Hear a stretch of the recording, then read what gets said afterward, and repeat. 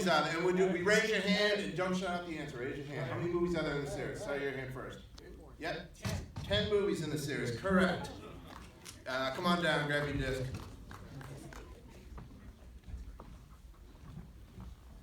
10 movies.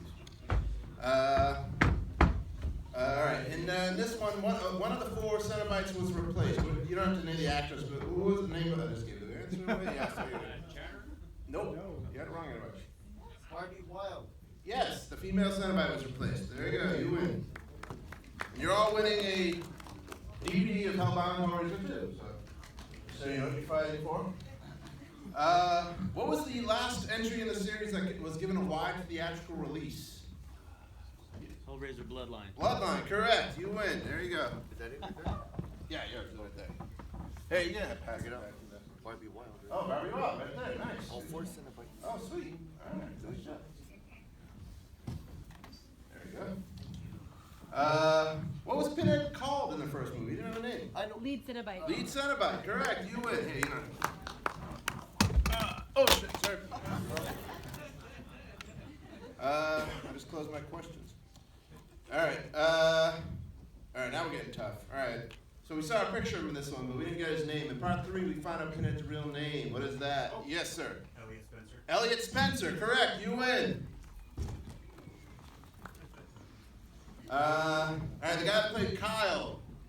You all know him from another big 80s sequel. Who's that? Aliens. It's Gorman from Aliens, correct. Come on down. You win.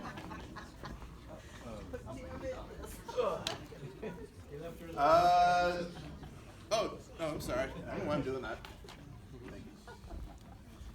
The writer of this film, Peter Atkins, wrote a movie about 10 years later with a bunch of our other favorite boogeymen, including Tony Todd, you already won, and Kane Hodder, Robert Englund. Yes, sir. No. Right here. Yes. Wishmaster. Wishmaster, correct. Thank you. Alrighty. All right. This is a fun one. It's a little harder, but you'll get the same prize everybody else. All right. After Hellraiser 3, they stopped using numbers. Who can name all 7 sequels with the words? Yes, this guy. All right. Bloodline. Nope. Yes. I'm sorry. Bloodline. Yes. Bloodline. Yes. Bloodline. Yeah. Right. Inferno. Hellseeker. Deader. Hellworld. Revelations. Judgment. Yes. Thank you, Brian. Who has seen? Oh no, just me. Shit, I'm out of questions. Uh-oh.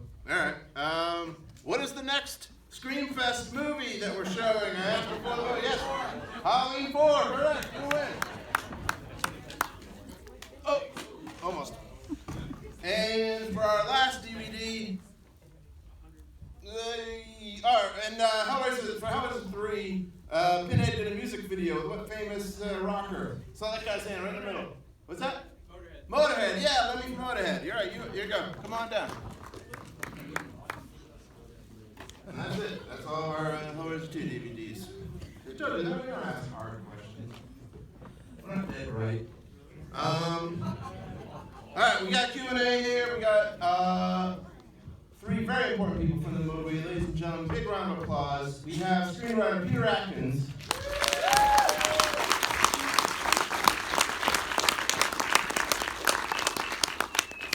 Further than it looks.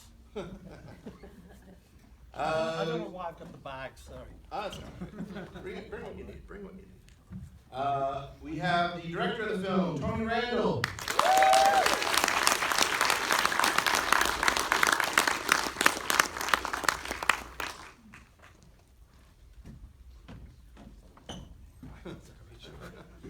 And who's at Monster Palooza this weekend? Anybody got some Monster Palooza? All right. This guy was too, and we want to thank Monster Palooza for getting him over here in time. Very, very cool of them, helping us out with that. Ladies and gentlemen, big round of applause, Doug Bradley.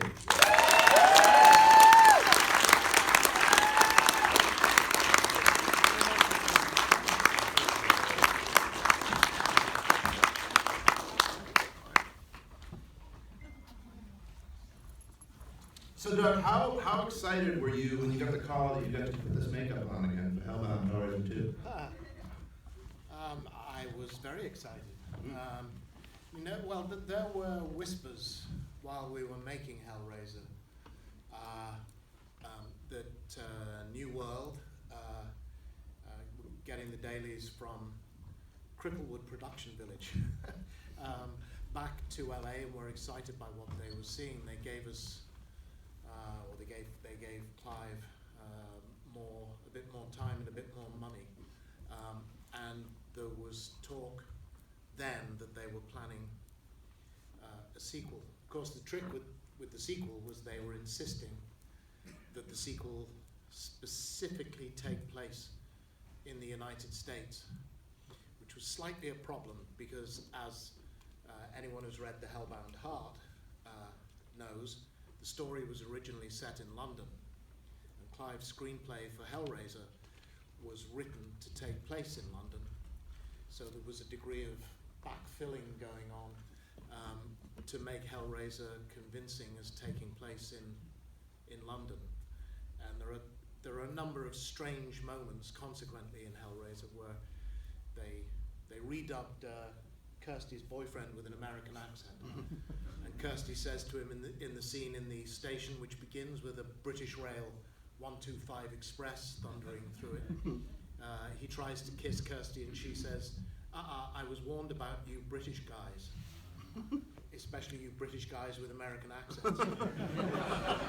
And it also leads to what I've said is the most exquisite perversion in the entire Hellraiser series, something that I don't think even Pinhead himself could have come up with.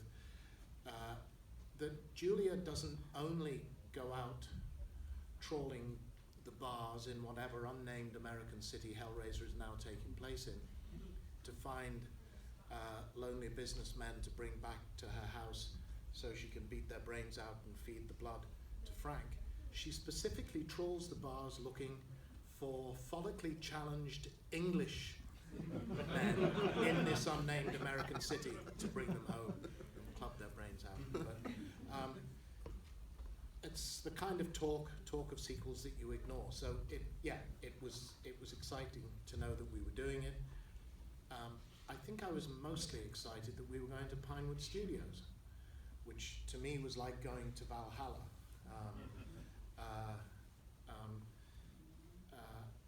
So yeah, I was excited.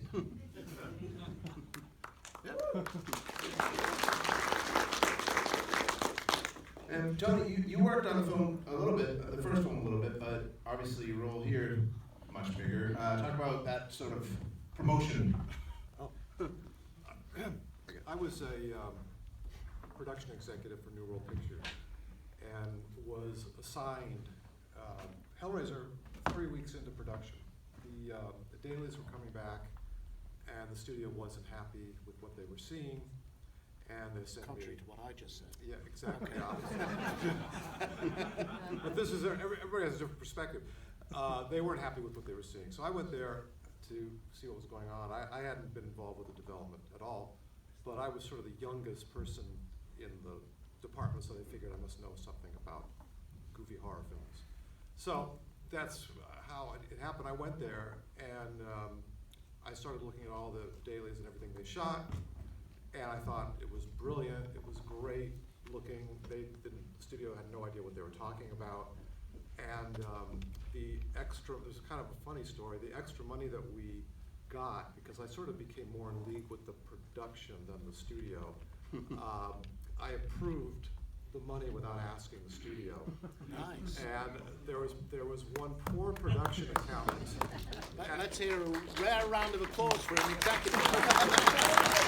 So there was a production accountant, his name was Bob, who for a month was walking around with this paperwork trying to figure out who authorized $250,000.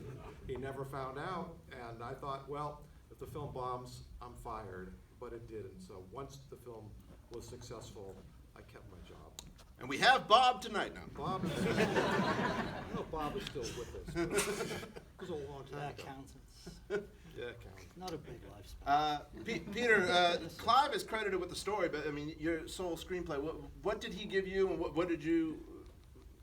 how did that process work as far as taking what he had? Would he have like an outline or something, or? Clive, Doug, and I had all been. Is this on? Yeah. Clive, Doug, and I had all, as I'm sure some of you know, had done theatre together for many years prior to that.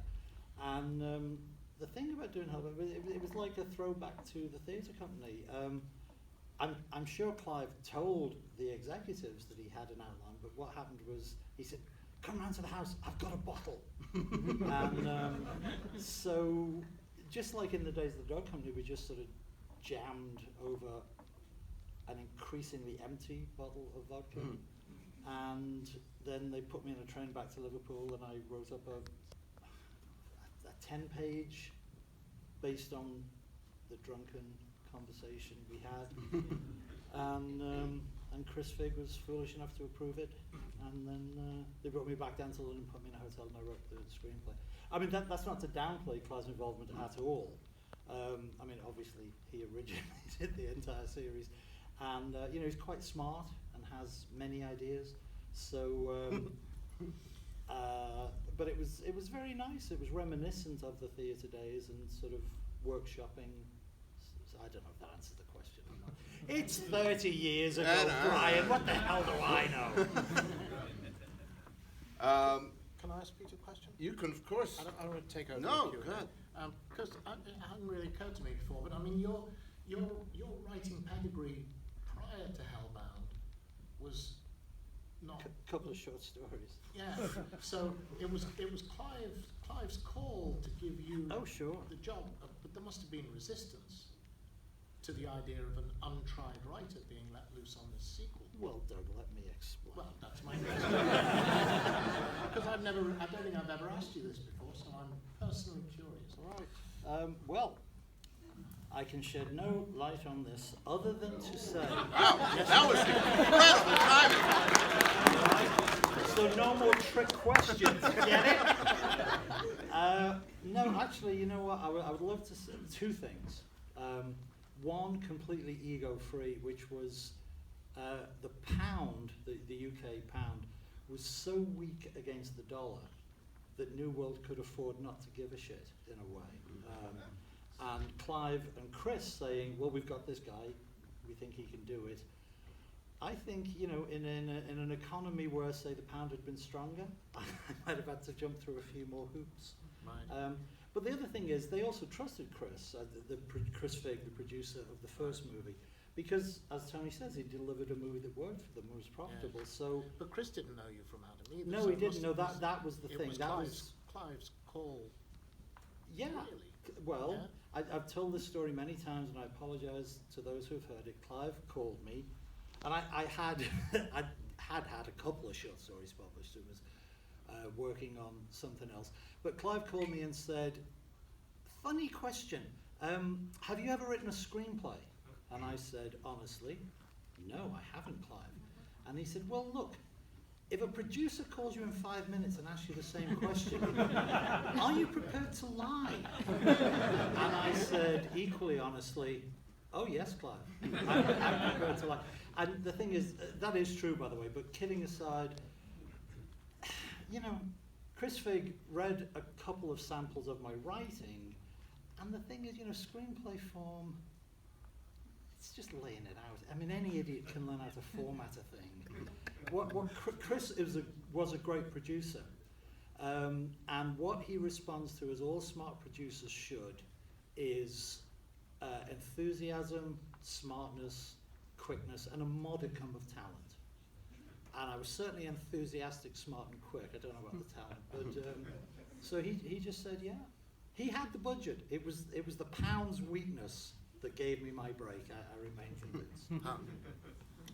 But Pete wasn't the first writer.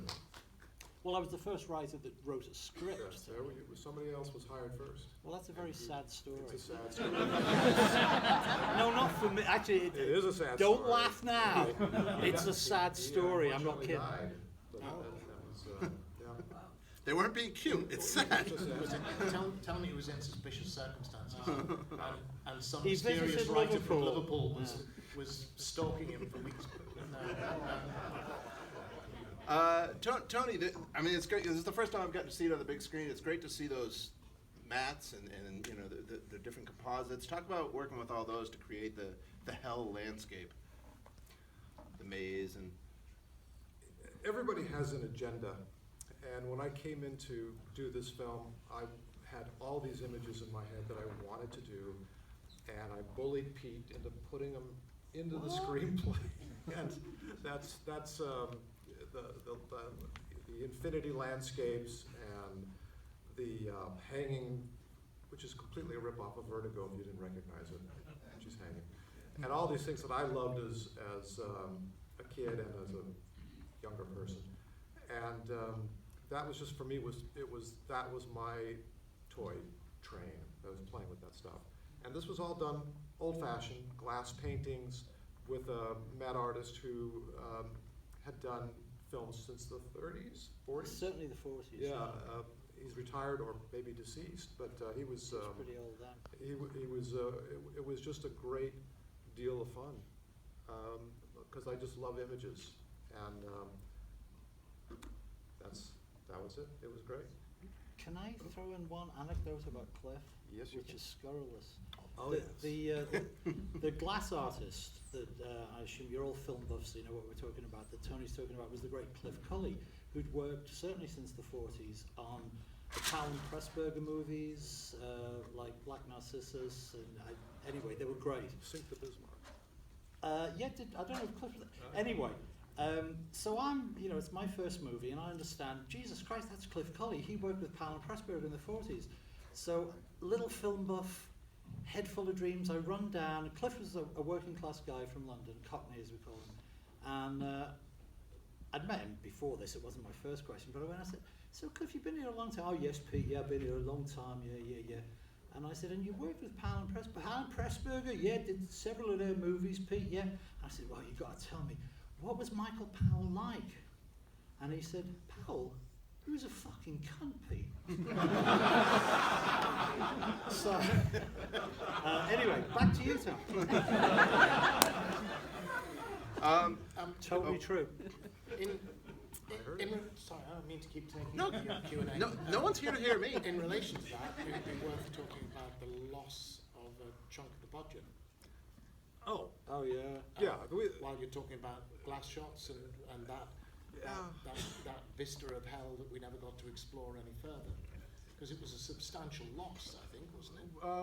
Orange Wednesday or Black Tuesday? Or Yeah, whatever. the stock market crashed in the United States October or something, right before we were going to, before we were going to shoot, not long before. So we lost about 20% of the budget. So there was probably more planned, although 30 years later, I don't remember what it was, because the movie to me now seems complete the way it should be. But there were other effects that we probably had to cut out. But it was, Black Monday. It was one of the, I think that's what it was called, stock market crash. Well, while we're on the topic of cut things, I mean, everybody has always been fascinated by the stupid. Sorry, they gotta know about the surgeon scene with all three of you here. What was it? Well, We know why it was cut. It didn't come out good. But what was it? How would it have fit in the film? If you guys can remember. I'll tell you what it was. It was terrible, and it was my fault. So in editing, I cut it out. That's the simple answer. There are stills that survive from it, Yes. but hopefully no one ever sees it because the director screwed it up. That's what happened. No, that footage is emerged. Oh no. I was told that it is around. And of course, It's a work print, though. New World put the still of That was Barbie the and problem. I on the front cover of the unrated Yeah. DVD, which means I've spent the last 30 years. 30 years at conventions answering the question, What happened? what was so terrible in the scene in which Pinhead played a surgeon that was so terrible that they couldn't even put it in the unrated version. It was terrible. One thing it taught me was the things that take up this much space in a screenplay are the things to be wary of. I think the writer will correct me if I'm paraphrasing, but I think the gag was that Kirsty and Tiffany are running around the corridors in the Chan Art Institute, and two gowned and masked figures emerge from a room, and one of them says words to the effect of, "What are you girls doing here? You know, you're not allowed in this part of the hospital," or something. I'm sure And it wasn't as wordy as that. And as he speaks, his mask fills with blood and nails emerge. Good idea, right? Should have worked. And Tony. Kirsty screams and runs in the other. And now I did remember thinking of that, because of course it takes that much time, but there's a lot of shots and a lot of setups within those two lines in the screenplay. 10 pages of dialogue sitting at the kitchen table between two actors, you'll get that shot with decent actors in less than an hour. But that kind of stuff is going to take you a long time. I do remember when I read the screenplay wondering how this mask was going to work, because obviously it either had to be another actor or it had to be a mask that would cover the whole of Pinhead's face, because initially Kirsty, who's pretty savvy about Pinhead by this time, doesn't recognize him. But I kind of put that question to the back of my head. Then of course we got on set and we had masks here, which kind of made it clear what was happening. So Clearly, a better casting Nothing crew could have executed the gag perfectly. Hadn't been for that stock market crash. Right. We start finding out more about Pinhead in this movie. We find out even more in the next one. I understand some of that stuff was actually originally going to be in this, but you kind of moved it into 3. Is that how it worked? I'm not sure. I mean, backstory? I think we knew, we certainly hadn't come up with the no, I think pretty much what you see in this is what we had. Oh, okay. am I right in thinking there were 2 establishing bits ahead of the concert hut? Yes, that would have possibly. Did we been- see him buying it Would to have match been something? in the Indian bazaar? Yes, yes. To establish that he's in India? I think that's correct. So the only hint we have that he's in India is the guy speaking Indian on the radio. Ish, yeah. Right. And the fact that he's in tropical. He's in tropical uniform rather than, and everybody picked up on that, right? No, it was for Hellraiser 3, which Tony, by the way, was originally slated to direct. Fired. Fired. It was your joint storyline too. Yeah. It was, yeah, Yes. sure. Well, yeah. Tony gets a credit on the movie, but he was meant to direct it, and then a producer by the name of Larry Mortoff, can we name this? Decided. Sure you can. But here's what's weird. He replaced Tony with another Tony, which made it easy for me. Just keep calling him Tony. Since then, Peter's called every director he's ever worked with Tony, Tony. love, listen. It's good. I feel it could. No, but the weird thing is I realised after 25 years that this is Larry Mortoff's MO. Because 25 years later, Tony Hickox, who, it wasn't his fault Tony was fired, and Tony's a nice guy too, and he and I collaborated on several other projects, and many years later we were going to do a movie shooting in London, produced by Larry Mortoff, and 3 weeks before production he fired Tony Hickox. So I think Larry's the kind of producer that likes to fire a strong-minded director and bring in somebody at short notice so that he can maintain a kind of OCD control over the thing. Larry, I'm so sorry, I didn't see you there. Tony, on one of the commentaries you mentioned, you guys had recorded a while ago, you said you wanted to make movies that your kids could see. Have your kids seen this yet? And what do they think of the maggot scene? I'm not sure if my kids have seen it, but my kids are adults now, Yeah. so they can. Yeah. What? They are adults, I'm sorry to say, it happened. But I do actually make kids' movies now, so that was my, With no maggots? no, just dogs. Well, yeah, that dog was pretty mangy. They might have been- There you go. Oh. And Doug, I mentioned the makeup process earlier. Did it get easier for you as the movies went on? Did they kind of streamline how they applied it? I mean, I assume you didn't want to spend too many hours in the chair. Initially, for the screen test and early on in Hellraiser, it was taking about 5 or 6 hours. That came down to about 3 or 4 hours. The joy throughout Hellbound, and I always did blame the director for this, but I'll probably never see him again, so it doesn't matter. Was we were always being, or it seems to me, we were always being told that we were needed first shot of the day, which meant that we had to be, or I had to be in the makeup chair at 4 a.m. So the makeup would be complete around 8, 9 o'clock. So I was usually setting my alarm for 3 and falling into the back of a car to drive around the North Circular at 3:30 to be in the chair at 4. It seemed to me we didn't ever get on set till about 5 o'clock in the evening. And I would always just reach that point where the makeup was on my mouth when the breakfast trolley came around. You were cranky. That's what very you wanted, cranky. Tom, right? I was cranky. You were very Oh, cranky. do tell. You were very cranky. Well, first of all, in my own defense, I don't schedule the day, it's the I assistant know. director. And Yeah. that's responsible.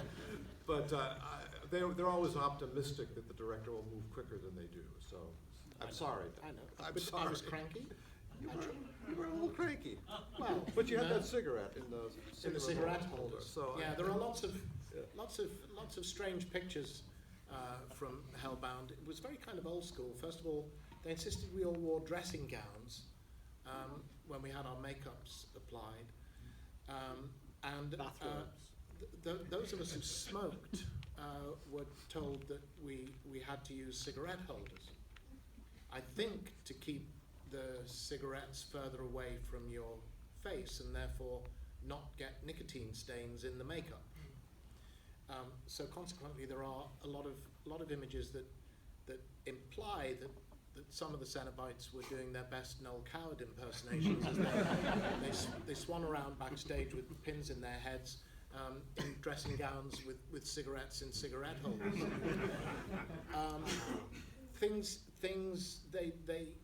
Attempts were made to streamline the makeup. So it was in the first 2 movies it was a 6-piece application.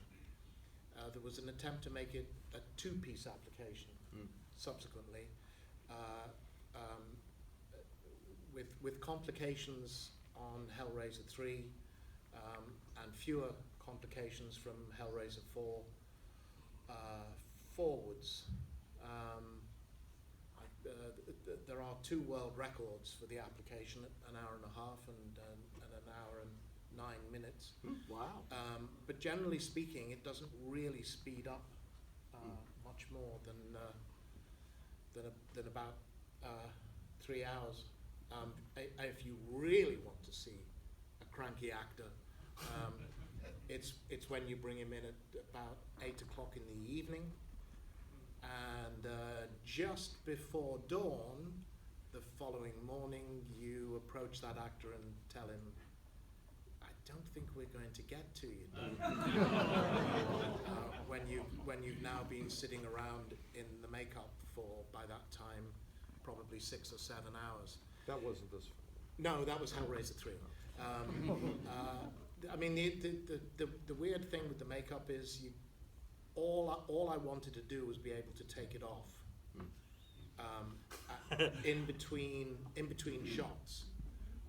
You know, you shoot a scene and then you may not be needed for 3-4 hours while another scene is being shot, or there's a major relight, or whatever the reason is.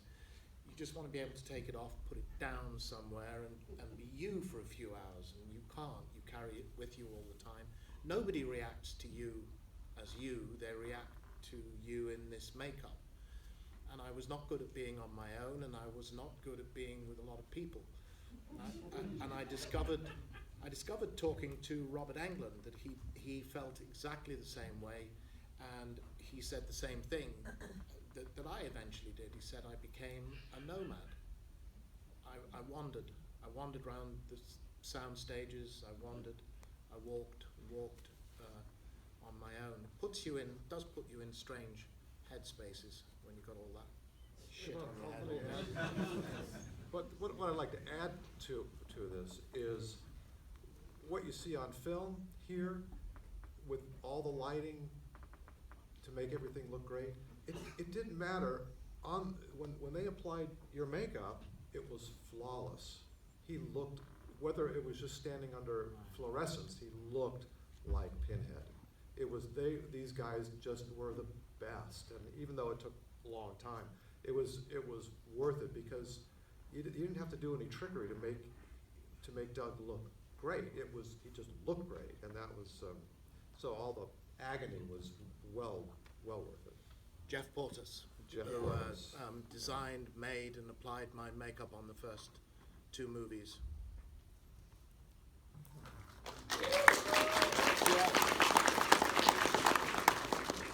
You know, Jeff and Tony regularly unfriend each other on Facebook when they get into political arguments. Not anymore. And then they make friends again the next day, but they're so volatile. We'll take a couple questions from you guys before we have to get out of here. A couple quick, short, actual questions. Yes. For Doug, do you prefer the idea of going into the character and getting a little backstory, or do you prefer to have a little bit of mystery to him?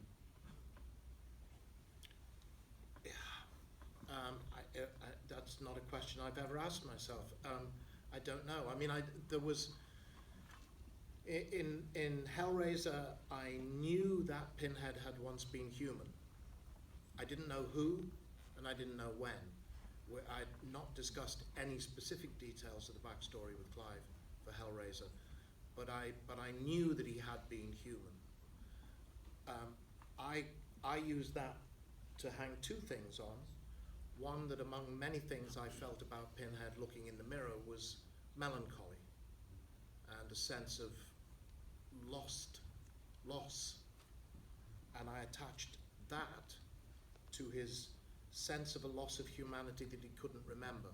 I decided that he couldn't remember who he'd been, but he had an awareness of having been human, which also to me made sense of his endless fascination with human beings and the dark, dirty corners of their minds and souls, whatever. But I don't think it's really about the script. If the backstory is a mystery in the script, then it's a mystery. If the backstory is specific in the script, then it's specific. If that makes sense. Yeah. Was there any input that you had in his backstory, like in No. Hellraiser 3? Did you? No. No. No. But what he just said about Yeah. the thing that he brought to it about Yeah. loss, I remember now these conversations we had. So he did, in a sense, bring that to it. That came from him. And also, the script had been written, but when I guess we hadn't seen each other. He did so much research we were on comparing World War notes, One. I remember, while you were putting stuff together. We did talk briefly about Right, what you were. but you did so much more than I did writing it. I thought, yeah, World War One, Lost Generation, yeah. And then I went did into the research because I you know. wrote it. Well, I thank didn't you, do Doug. the But research no, and but then he tell you to write it. He really did. We'd seen each other briefly in London, but we shot it in North Carolina, and I went into his dressing room. I'd been out there a couple of weeks early getting the thing ready, and his dressing room or apartment, wherever the hell we were, the Howard Johnson's, the Hojos where they were putting us It was up. in my hotel room. He had so much research material, so he brings a lot to each role he plays, and certainly I looked and thought, oh yeah, I guess I should have done that much research on this. But no, he's the guy. Yeah. Tony and Peter, I was wondering if you could tell us more about your initial idea for the 3rd Hellraiser movie. The third, they did it. I mean, The one that was filmed was the one there were like we were there developing was something 6 else. versions at various Yeah. points because New World went bust. Larry Coppin's company bought it. Fangoria Films were going to do it at one point. Really? Yeah, there were at least 2 versions you that live in Tony life. and I came up with subsequent to the one that actually ended up being filmed. And one of those 2 involved Clive again, although he did not come to terms in the end with Larry Coppin's company. Fangoria were going to use him. There was a sort of Godfather Hellraiser movie. I read one that had Pinhead being resurrected In the Bordello. out of an altar in a church, having floated around in a vat of body That parts. was the brothel And- story, Yeah, wasn't it? and the building was the lament configuration. Was that? That Am I sounds good. remembering I'm that sure I right? wouldn't think of anything. No, but what was fascinating about it was the 3rd treatment. Then there was some more, and then they ended up doing that one. And it was literally 2 halves of. We knew it was going to happen, and we talked, and I said, "Oh, I've got half an idea," and he said, "That's funny. I've got half an idea," and I had the bifurcated Pinhead, Lost Soul, Elliot Spencer, Ghost talking through radios, blah blah blah, and he had Club Owner, Pillar of Souls, nasty shit, and. Well, you tell as well, but we realised, okay, that's 2 halves. That makes a whole. And No, that's it. That's it, right? Yeah. That was it, because we had actually talked about another film.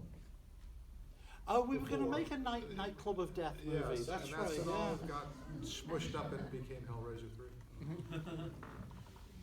There was an earlier one while I was in my dressing room at Pinewood, halfway through filming Hellbound, in makeup and costume. There was a knock on the door, and it was Clive, who came in and started to tell me his idea for Hellraiser 3, which, as these conversations tend to be with Clive, became intensely exciting, and I got very enthusiastic about it all. And the basic idea was the film was going to be set in ancient Egypt, and the original lament configuration was the Great Pyramid, which was built to raise the great pharaoh, who was the first Cenobite. And then Clive said, well, I better be getting back to set. I'll see you down there. And I said, yeah, great, fantastic. And about 3 minutes after the door closed behind him, I suddenly thought, shit, you just told me that Pinhead won't be in Hellraiser 3. Because we just established in this movie that he's born in India in the early 1920s, and not in ancient Egypt.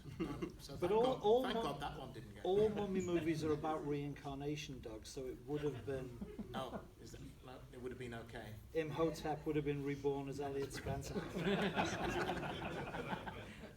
Yes, this guy. Hi. Speaking of different variants of the story, I love your screenplays, and I try to read them online. And I read one of Hellbound where actually the heroine actually found her real dad in hell, and they Oh, escaped. yeah. So I always wondered, like, was it like the casting decision that you couldn't get? It was his decision. Andy Yeah. did not want to do it, Okay. and so we had to change it. Back then, they wouldn't replace some of the actors. Yeah. You couldn't, it would have had to have been Andy or nobody. I have one more quick question. Claire Higgins and Kenneth Branagh are like really famous as English actors. But whatever happened to Tiffany, to English Borman? Like, do you guys still in touch? Or? Tony is. I'm in touch with her. Okay. She's had a complicated life after this, but she's okay. And I think now you're saying she's starting to. I've met her again for the first time since we were at Pinewood at a couple of conventions recently. Yeah, I walked in during the scene where she was, where she summons the Cenobites. That's something I hadn't seen in decades. And when I saw her, I kind of took my breath away how good she was. And she was so good, and I hope maybe someday she'll act again. But she's a mom, and she's got little kids, and that's what she's doing now. And she paints, right? She's an artist, yeah, she paints. She sends me original Christmas cards every year that she's painted. Good. 2 more. Yep. is Imogene, is she still in Scotland? Because I worked with her in Louisville at a convention. I think so. As far as I know, yes. Yeah, in the back.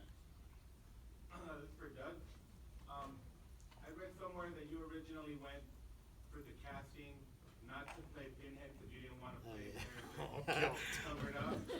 After all this time, do you still look back and wonder like, what would have happened if you would have been the guy moving the furniture? The series would have been about a furniture mover.